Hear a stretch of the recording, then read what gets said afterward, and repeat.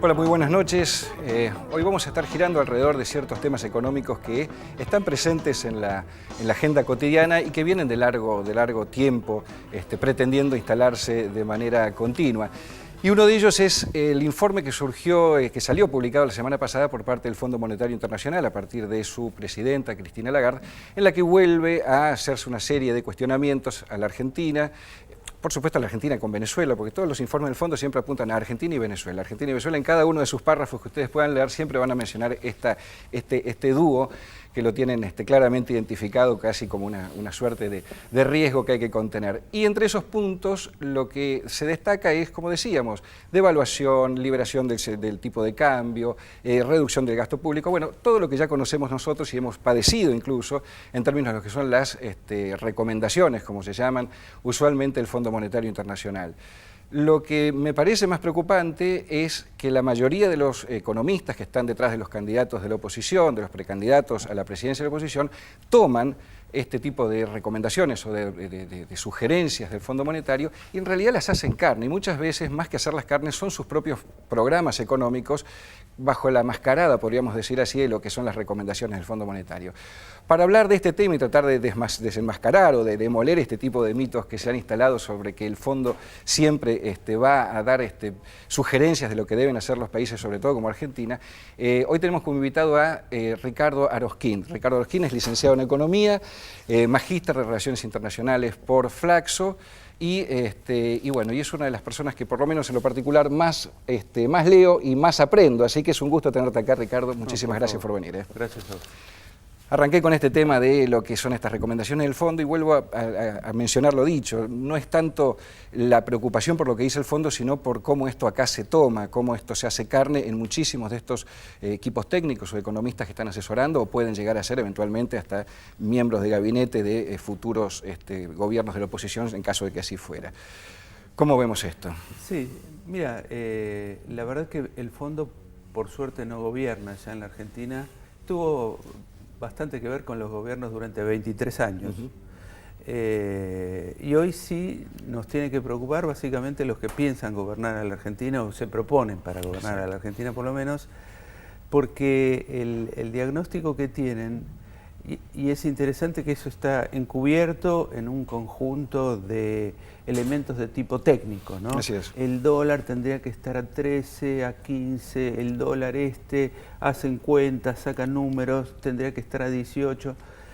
En el fondo, yo analizando los programas disponibles y las sugerencias, me parece que la cuestión clave acá es, en el fondo, en el programa de la oposición está una redistribución regresiva del ingreso. Porque cuando pensamos en el tema del dólar, es aparentemente un tema vinculado a la competitividad de la economía argentina y a mí me parece excelente que se discuta este tema, saber cómo nos vamos a insertar en el mundo, tenemos que tener un tipo de cambio adecuado, no hay ninguna duda sobre eso.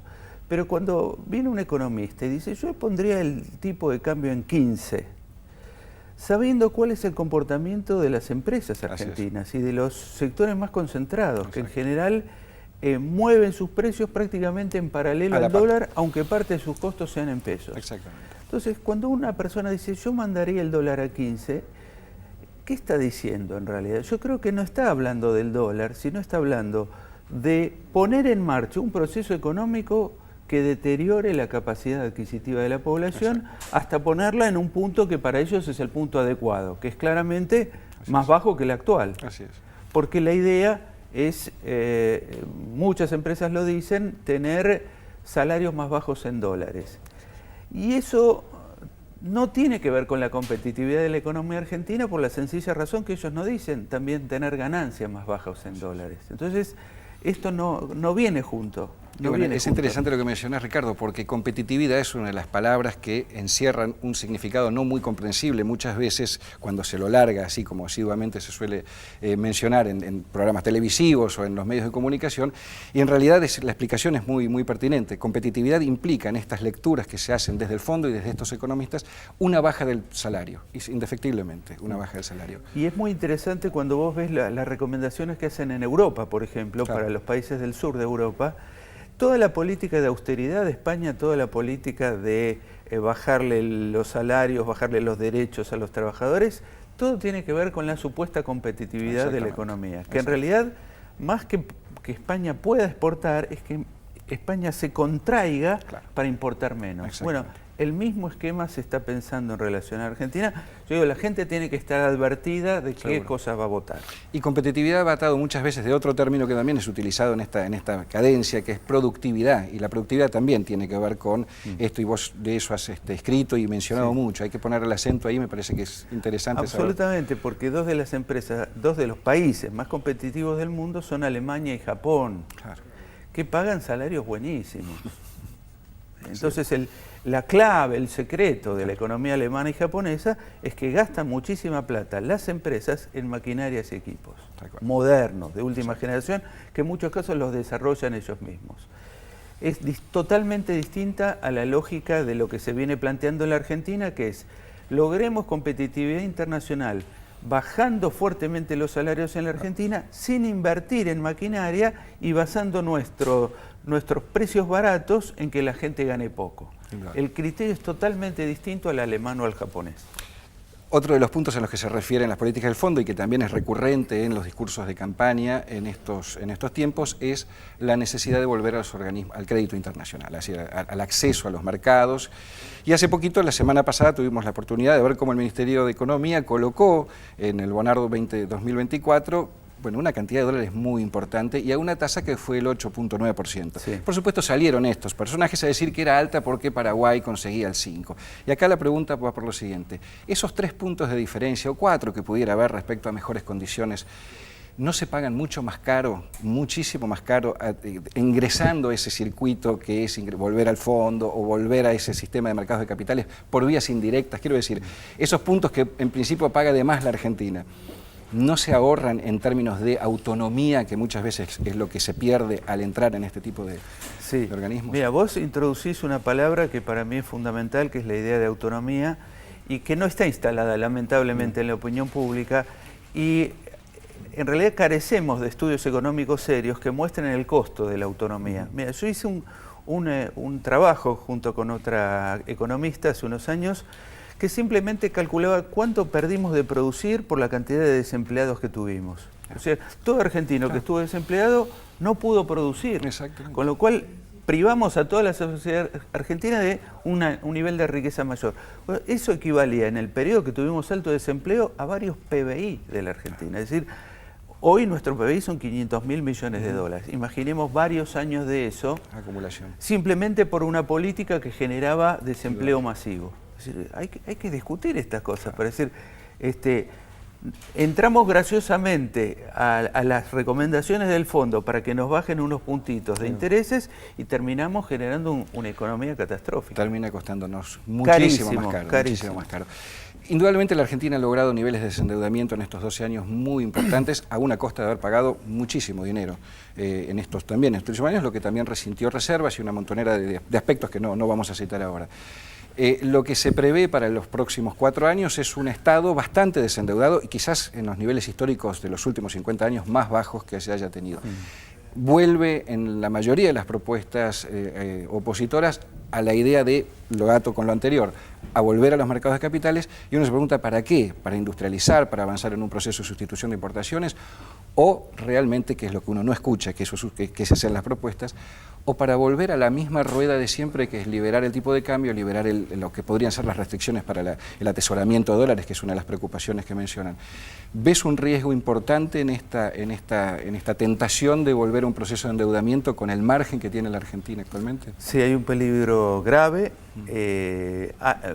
Cito a un economista que no es un extremista, que es Javier González Fraga, que ha escrito en La Nación, que hay un margen importante para bajarle impuestos a los sectores de más alta rentabilidad de la Argentina, incluyendo el sector agropecuario más concentrado, diciendo, bueno, hay que reducir o eliminar las retenciones, y para eso podemos acudir al crédito internacional, digamos, para no desfinanciar al Estado, dado que tenemos un amplio margen de endeudamiento, 60.000, 80.000 millones de dólares más, podemos volver a los mercados internacionales para equilibrar el presupuesto con endeudamiento no para capitalizar a la Argentina, no para hacer grandes obras de infraestructura, no para eliminar el problema de la vivienda precaria, sino para reducirle los impuestos a los sectores de más altos ingresos de la Argentina. La verdad que es impresionante.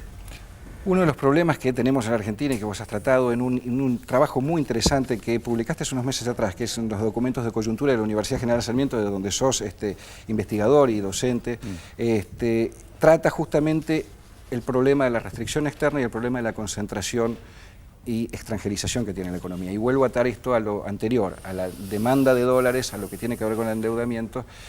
Y la pregunta concreta sería, ¿hasta dónde la Argentina tiene capacidad de avanzar en lo que, si bien se ha avanzado en un proceso de industrialización un poco desparejo, en encontrar nichos exactos de donde vos digas, bueno, Argentina puede ser competitiva tecnológicamente e industrialmente para poder producir y generar una cantidad de exportaciones que nos saquen del corset de la exportación de los productos primarizados, que es nuestra gran dependencia? Sí.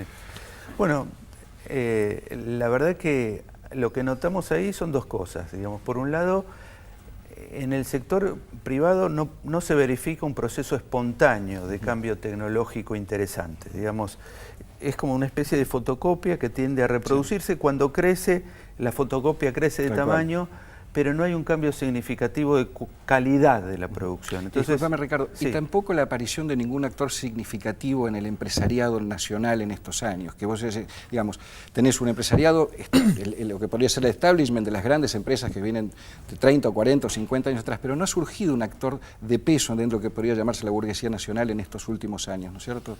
Sí, ha habido pequeños cambios, pero no forman todavía una masa crítica como para que uno encuentre un actor dinámico, interesante.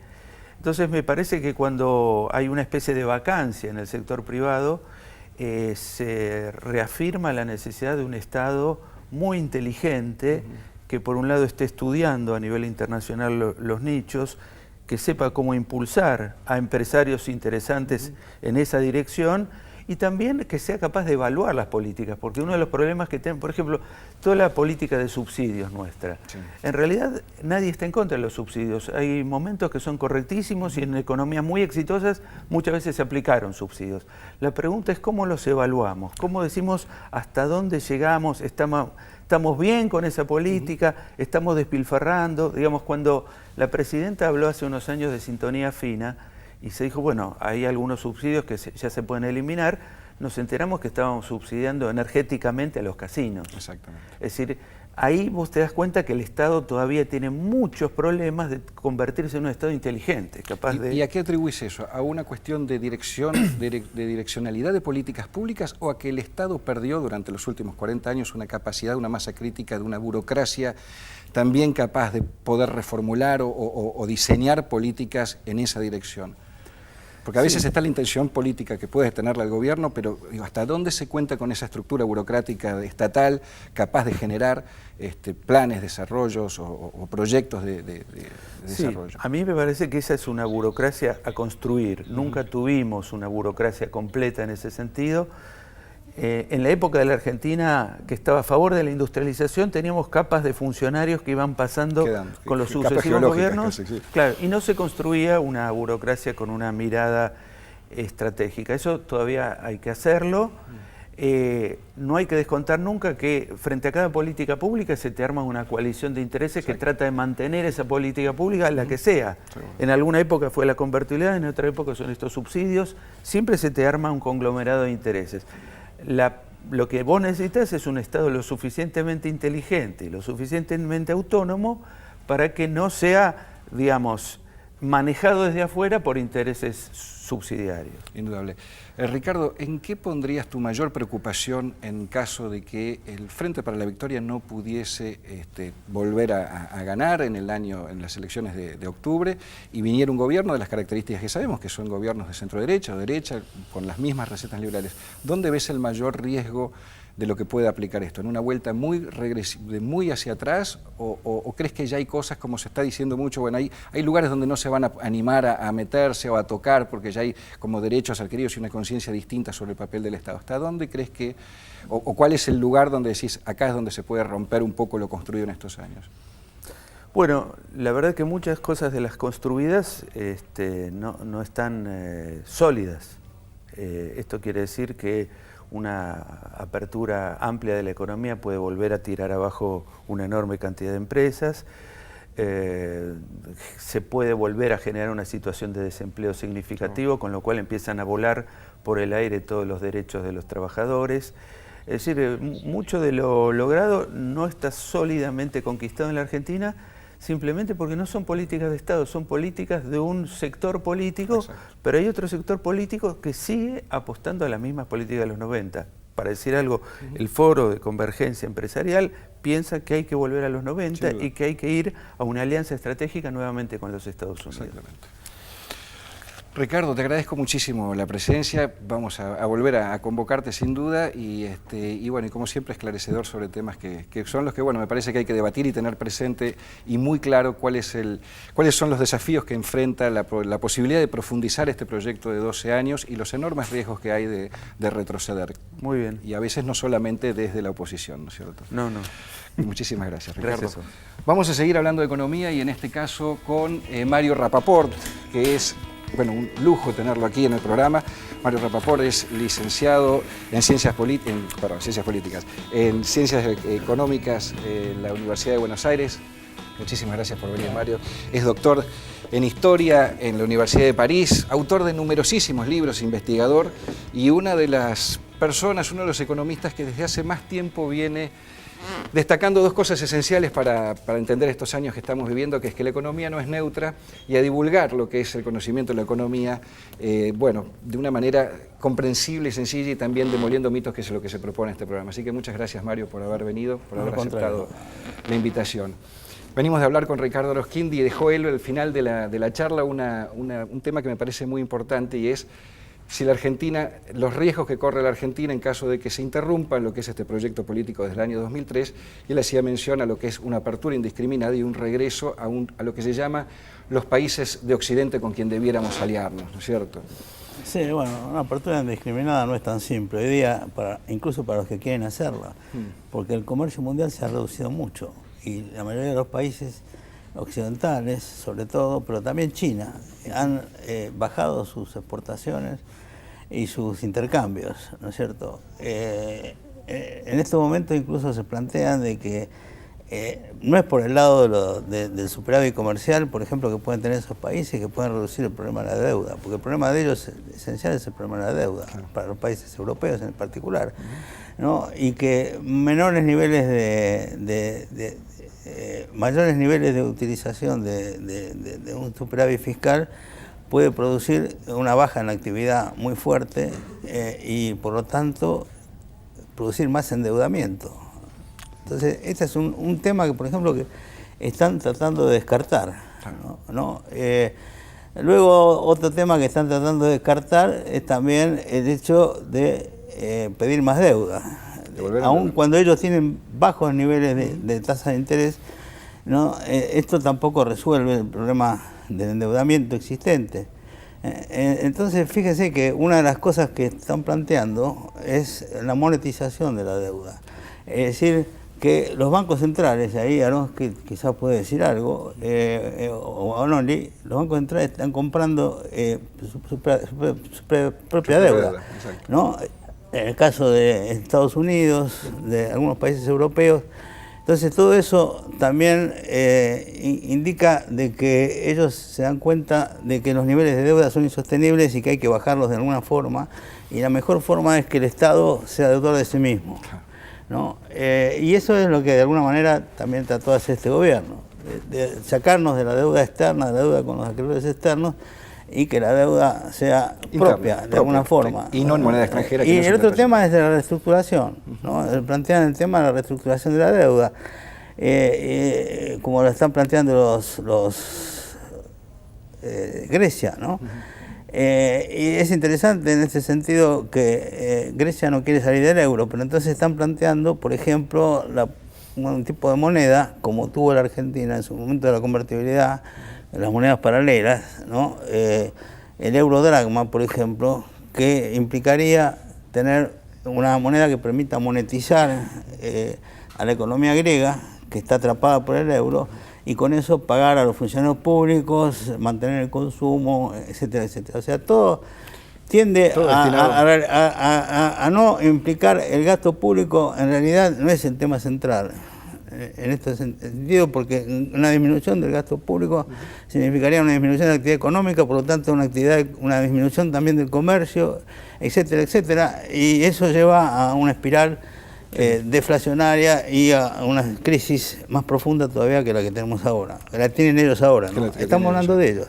Entonces, ¿cómo puede pensarse de que los mercados hoy día son los mismos que existían en los años 90? Y además, el otro tema que se está planteando es la desglobalización, ¿no es cierto? Porque los mismos inversores extranjeros hoy día están menos interesados en colocar sus inversiones en países que tienen alto riesgo y gran inseguridad.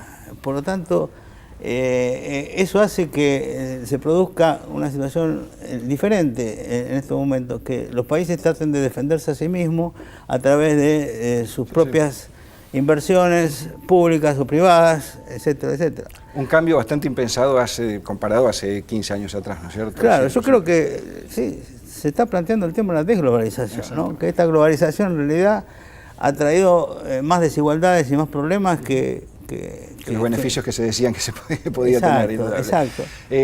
Mario, usted mencionó y ha escrito bastante en los últimos meses y especialmente en las últimas semanas sobre los acuerdos con China y con Rusia, y se dedicó a una nota muy interesante que publicó en Página 12 sobre la historia de las relaciones con Rusia.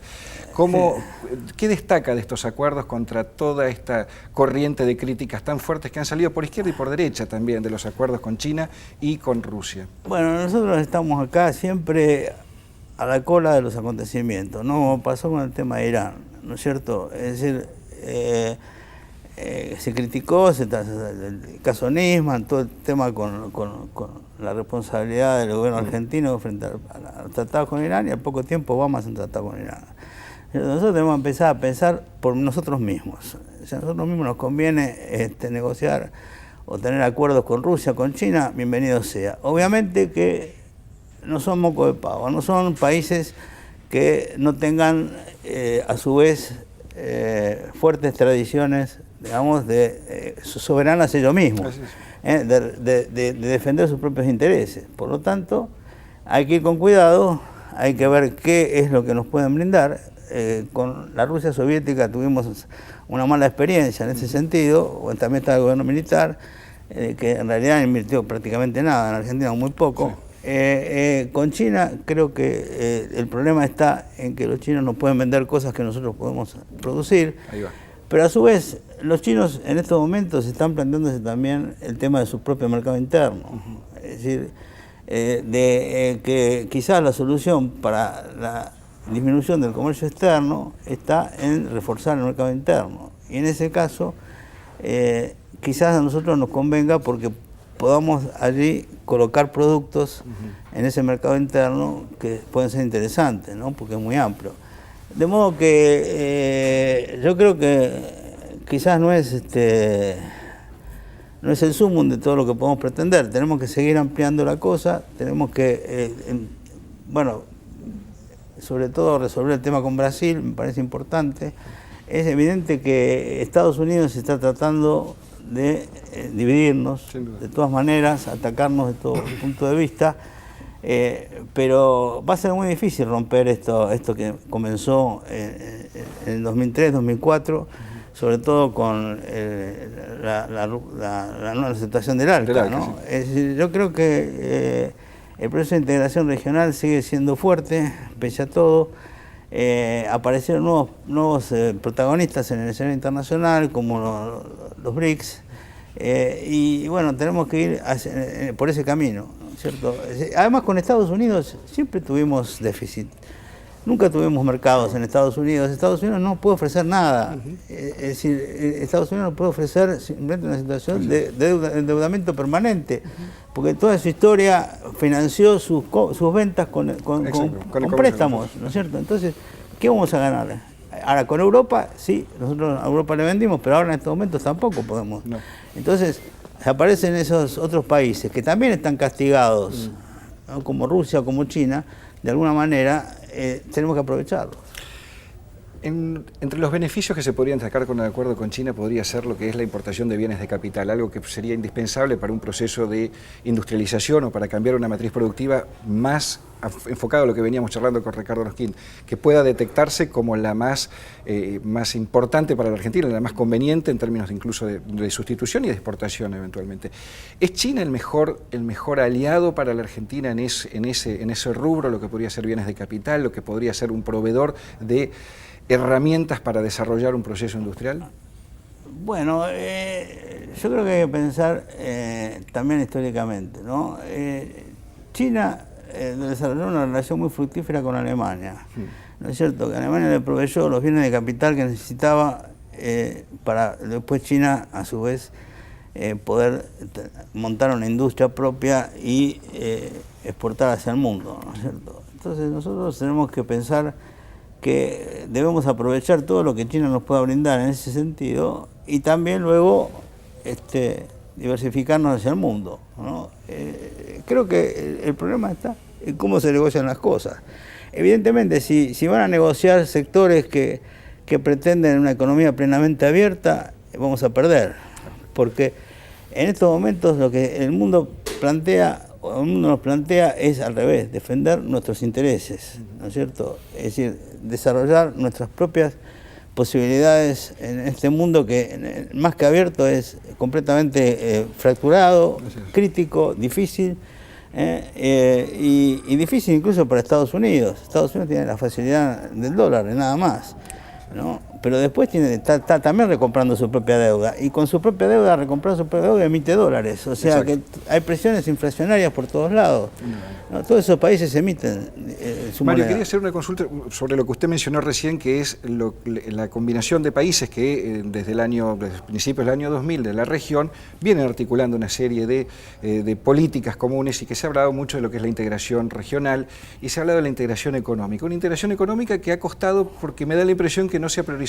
tanto un marco político como para luego llegar a una integración más económica y de acuerdo sobre cómo nos ponemos de acuerdo, valga la redundancia, en qué producimos y cómo en conjunto podemos transformarnos en productores o exportadores eventualmente, aparte de sustituir importaciones para poder exportar. ¿Cómo ve ese proceso con los cambios yo creo que se están dando ahí ahora? tenemos que ver el peso de la historia, ¿no? Primero una historia de rivalidades en toda una época, después la historia de las propias clases dirigentes o dominantes en cada país que juega su propio juego, ¿no? Y que además está digamos, impulsada por todo ese proceso de financiarización de la economía mundial que hizo que prefirieran, en vez de invertir en sus propios países, invertir en los paraísos fiscales, ¿no? Digo, invertir, por decir, eso no son inversiones, ¿no? Y detrás de eso juega además toda la cosa criminal, la droga, etcétera, etcétera. Entonces, bueno, pensemos de que esos sectores están, como diría, han sufrido una educación muy mala. Es muy difícil sacarlos de ese rol, y por eso el Estado tiene que suplir esa carencia. El Estado para todos. Es decir, tanto como el Estado da las asignaciones familiares o incrementa el universo jubilatorio, el Estado debe impulsar, ¿no?, el proceso de industrialización. Yo creo que las inversiones en infraestructura, etcétera, ¿no?, que esos sectores no lo van a hacer. No lo van a hacer porque no lo hicieron hasta ahora, y yo creo que Aronski lo dijo tampoco, no tienen demasiado interés, ¿no? Pero ahora no solo ocurre en Argentina, sí, ocurre en otros países también. Claro, quería ir a eso. El otro día lo escuchaba Aldo Ferrer, que dice bueno, que las condiciones para que el empresariado invierta tienen que estar dirigidas por el Estado para generar esas condiciones de inversión y no de fuga. Ahora, después de tantas décadas incluso usted lo ha mencionado tantas veces en sus textos, de una Argentina ya primarizada, de principios del siglo pasado, que ya estaba de características rentísticas, y con esto de producir y de fugar o de invertir en espacios no productivos. ¿Qué Estado se necesita para que pueda generar semejante transformación? Ya no sé si de qué características, como para que realmente esa inversión, esa utilidad, ese excedente quede en el país. Bueno, creo que no quería hablar algo de burocracia, yo hablo de Estado. Nosotros tenemos un Estado colonizado hace mucho tiempo, ¿no? Es decir, un Estado donde los sectores que en realidad están contra este proyecto son muchos dentro del Estado, funcionarios que de alguna manera boicotean. Esto ha pasado ya en otras épocas y sigue pasando, ¿no es cierto? Entonces, pensemos de que no pasa lo mismo con los jueces, ¿no es cierto? No son solo los jueces, son todo el aparato del Estado el que está de alguna manera colonizado por estos sectores. Entonces yo creo que allí lo que se falló es en crear una buena, yo no sé si escuela de administración pública o algo por el estilo, que forme los nuevos cuadros, ¿no? Yo soy profesor del ISEN, por ejemplo. El ISEN es un ejemplo en este sentido, hay que tomarlo como ejemplo, ¿no? Porque el ISEN, el Instituto de Servicio Exterior de la Nación, tiene jóvenes muy capaces. Yo veo a los que entran, tienen un alto nivel de calificación y escucha mucho. Y el otro día yo iba a dar una clase y di la clase y me dice: mire, doctor, le íbamos a dar esa clase nosotros porque ellos tienen la obligación de dar cada tanto una clase. Sí.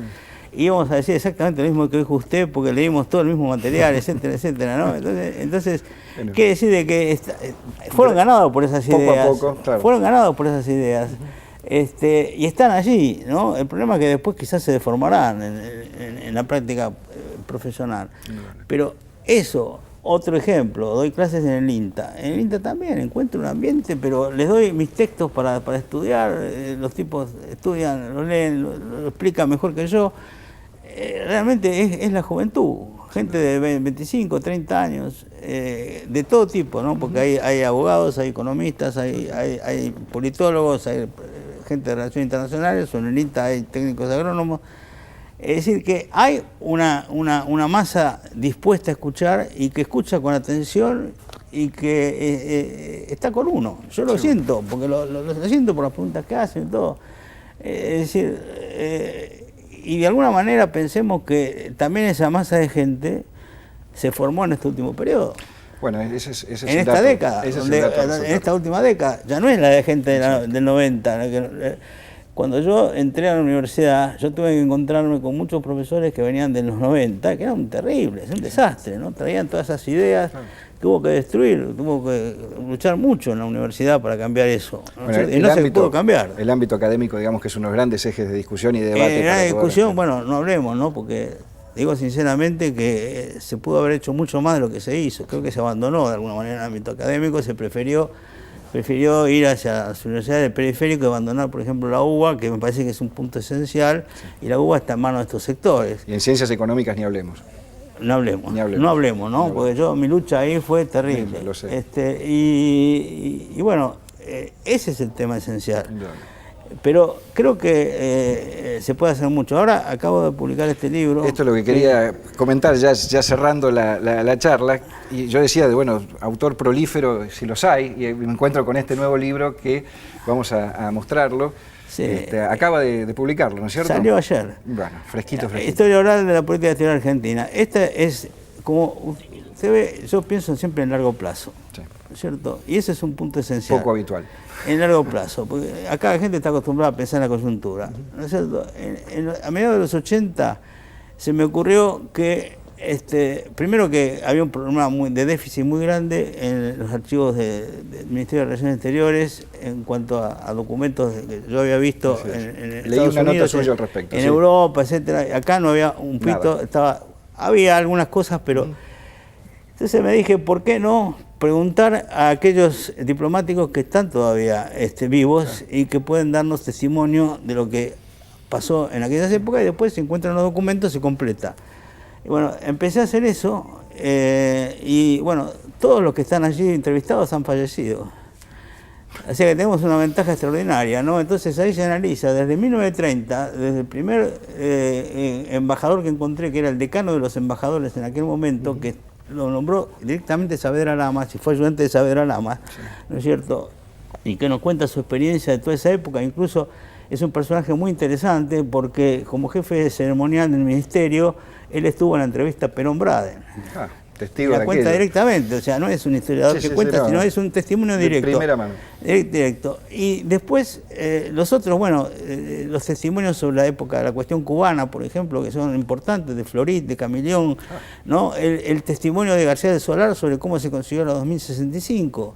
El testimonio también de Costa Méndez, en este caso su actuación en Chile por los problemas fronterizos. Después habrá un segundo tomo donde plantaremos el segundo testimonio de Costa Méndez sobre la guerra de Malvinas y además de los Buen testimonios que será muy interesante. De modo tal de que, aparte de eso, este libro también tiene nuestros propios análisis sobre la política exterior argentina, ¿no? De modo que viene a completar, bueno, ahí están las entrevistas de Stalin Bravo, está otras entrevistas que hicieron en su época diplomáticos importantes.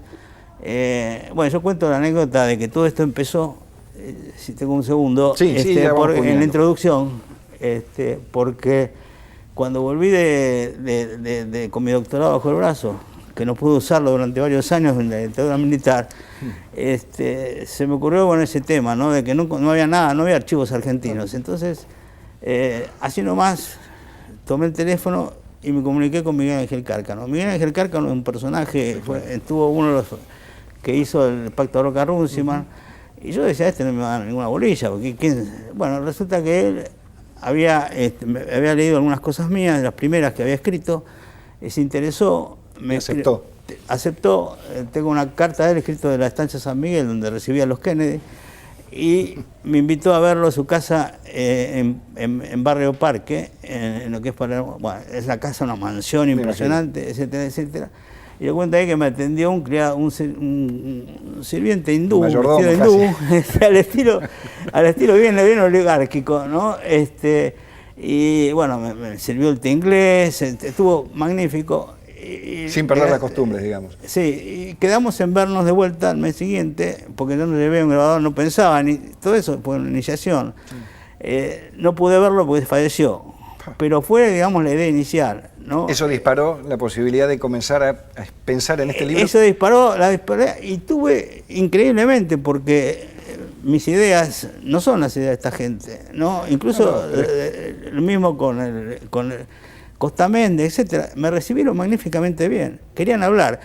Y uno de ellos me dijo de que era una oportunidad extraordinaria de decir muchas cosas que no pudieron hacer o decir en el ministerio. Bueno, esta es la ventaja de este tipo de textos, y por supuesto que son recomendables, que es lo de la memoria, ¿no? Yo el otro día mencionaba, a propósito de un libro que publicó Agustín Rossi por su paso presidiendo el bloque de la Cámara, bloque del Frente para la Victoria de la Cámara de Diputados, de dejar memoria. No hay memoria necesariamente de las acciones y de las gestiones en la política como para que después usted, como historiador, investigador, pueda recrear y retomar esto. Así que bienvenido a este libro, y vamos ya cerrando. Tengo otro invitado aquí cerca. Mario, le agradezco muchísimo haber aceptado la invitación. Bueno, esperemos hacer con eso un archivo oral de la historia política exterior. Y para el segundo, antes del segundo ya lo esperamos. Gracias, Mario, muy amable. Muchísimas gracias.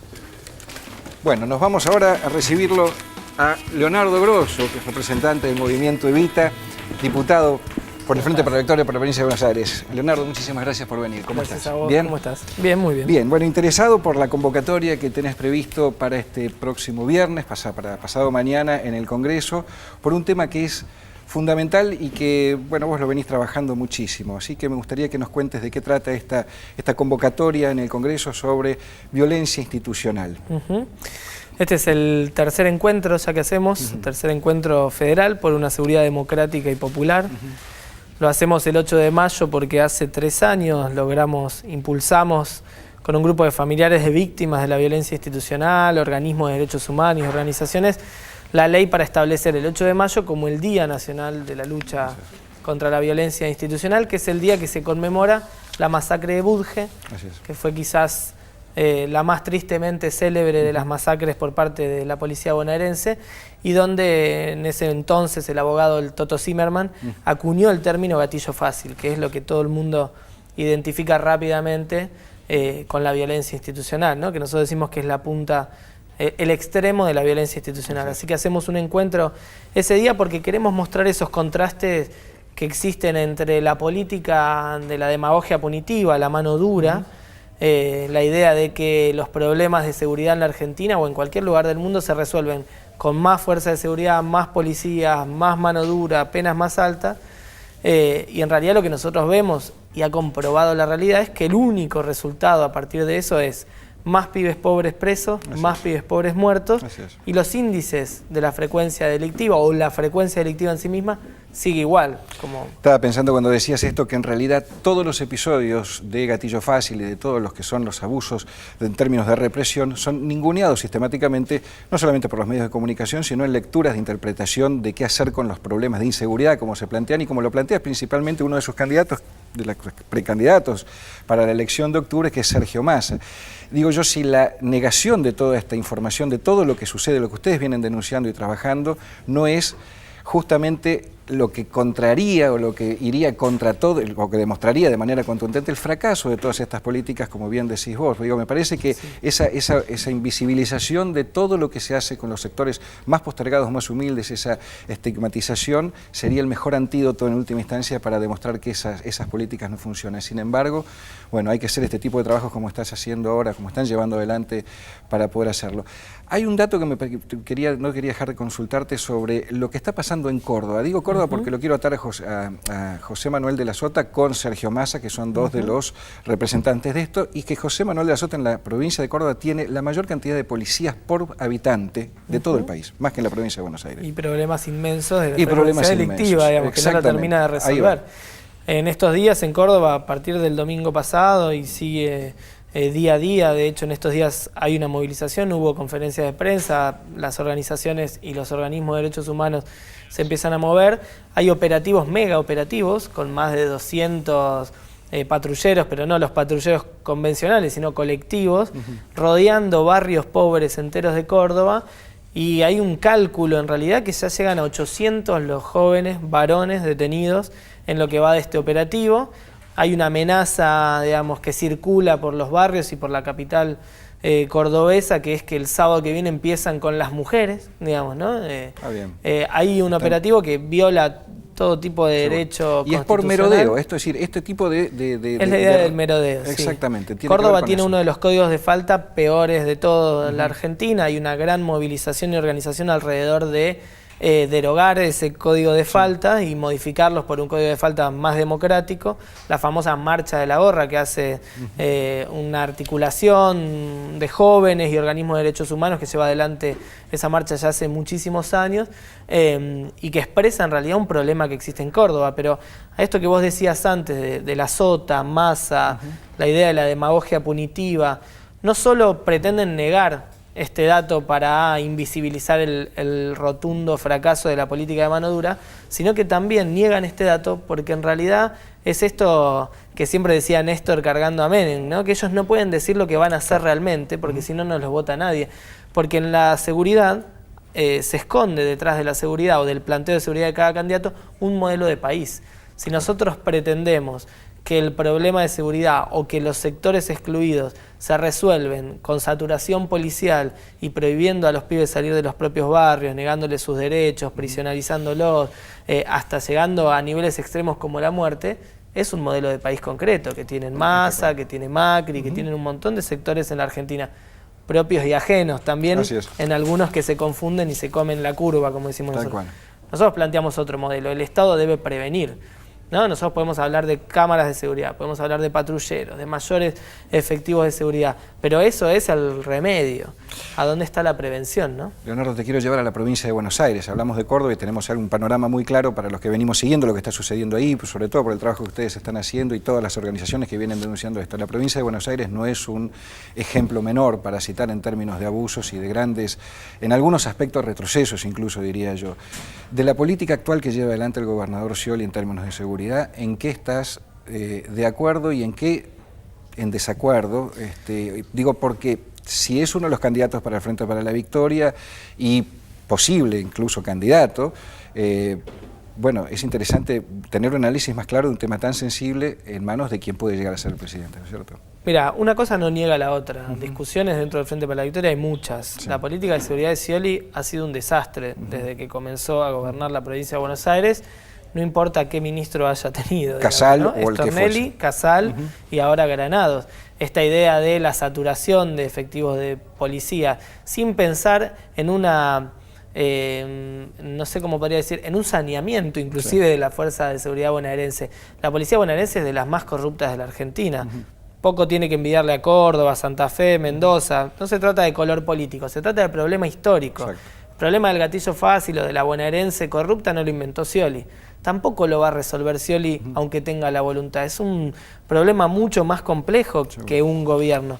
Lo cierto es que no ha ayudado sus políticas, lo cierto es que no ha planteado la democratización de la fuerza de seguridad, lo cierto es que no ha planteado la conducción política, que esto es lo más grave. Este es el punto. ¿Y qué hay respecto al proyecto de policía, de la creación de la policía municipal, que fue una propuesta que llevó adelante Scioli, que fue objetada y trabada por el masismo también en la Cámara de Diputados de la provincia? Sí, por problemas, por la responsabilidad del masismo quedó en medio término, ni chicha ni limonada, como dirían por ahí.